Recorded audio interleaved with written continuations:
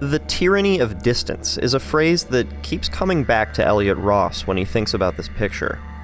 The scene feels so small that at first blush, talking about distance and isolation seems weird. That is, until you learn that the man in the picture intends to make this cave his home, and that outside the cave is the whole of the Australian outback.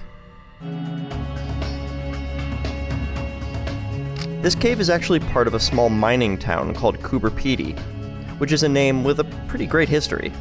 Coober Pedy in the indigenous tongue means white man's hole. That's Elliot, the photographer who led us through this place. Anyway, Coober Pedy got that name because 100 years ago, European miners found opal here. And true to form, white men have been digging holes and excavating the precious stone ever since.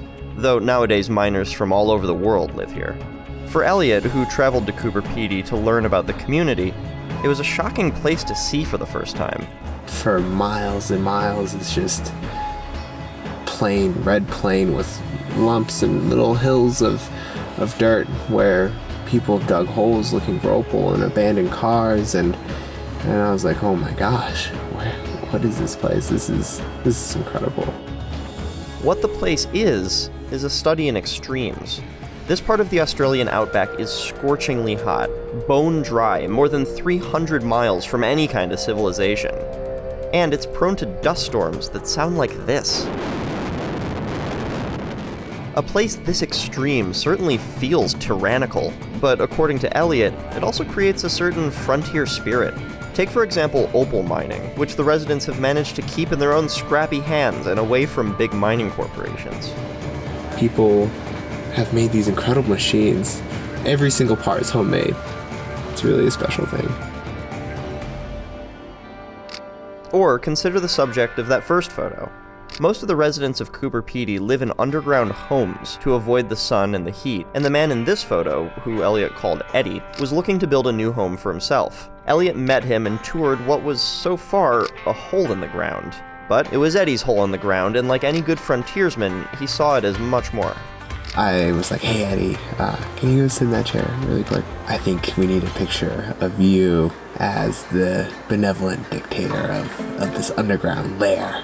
Elliot has visited a lot of distant, isolated places in his travels, and after being welcomed in and shown all of Coober Pedy, he's got a theory about places like this. And it's a theory that's really gotten under his skin.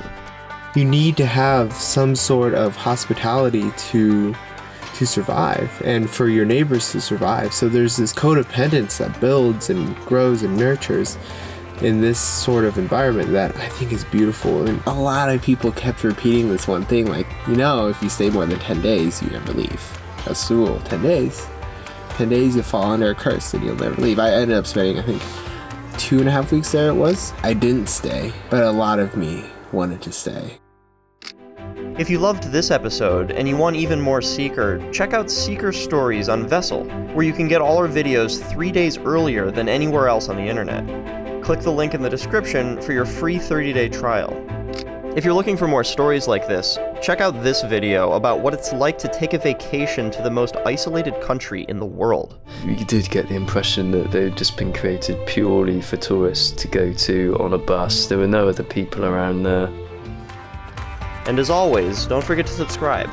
Thanks for watching.